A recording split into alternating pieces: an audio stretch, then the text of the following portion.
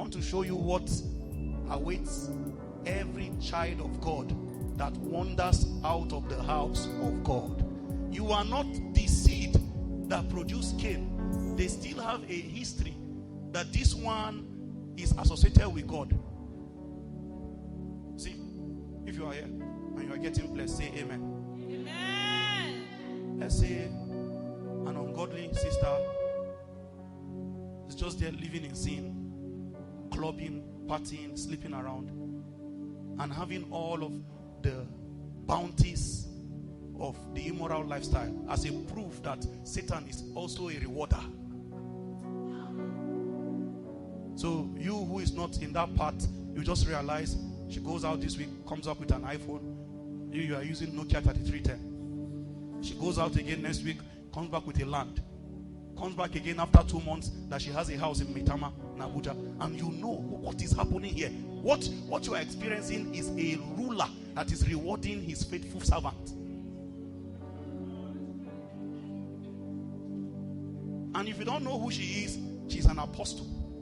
She's a sent one to become a proof of the message inside darkness, that it pays to be committed to the dictate of the altar of darkness. So this is why Satan must enable them. Satan must give them. I'm going somewhere. She will do that, and you will see she's doing well. You who was born inside the kingdom of light, the day you step out of light briefly and say you want to go and test, it is that your first day.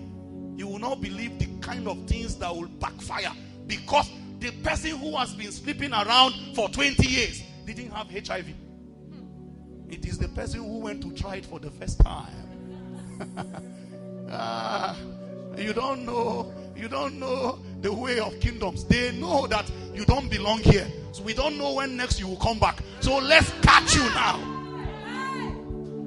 They said, we don't know the condition and the situation that brought you here. So we will make sure we maximize this time where we see you. You go and make one mistake and then she's pregnant. Another person has been sleeping around. No pregnancy. See, tap that person by your side, just in case they have been contemplating visiting Egypt briefly. Tap them and say, don't try it though. Oh my God. There are only few brethren that went to Egypt and came back. They came back with lamentation. Strange lamentations. And with all kinds of incurable wounds.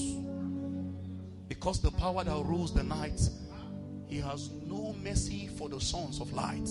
He knows that your heart still loves God. So even though he does anything for you, you will go back and say it's God.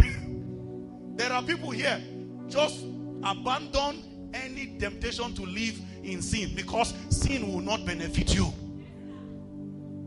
Satan cannot trust you. He knows that no matter how much you fall, there is something in your heart that is always yearning for righteousness. He said, this one is not my own. I have seen your true nature. You will fall, then he will see you crying. Later he say, why is this one crying? You are saying, Lord, I'm sorry. And he said, no, this one is not with me. There are other people that fall and they are happy. In fact, it's not a fall. For them, it's not fall. They jumped. If you are here and any day you fall for a sin, there's a guilt, a pain, a condemnation echoing at the base of your soul.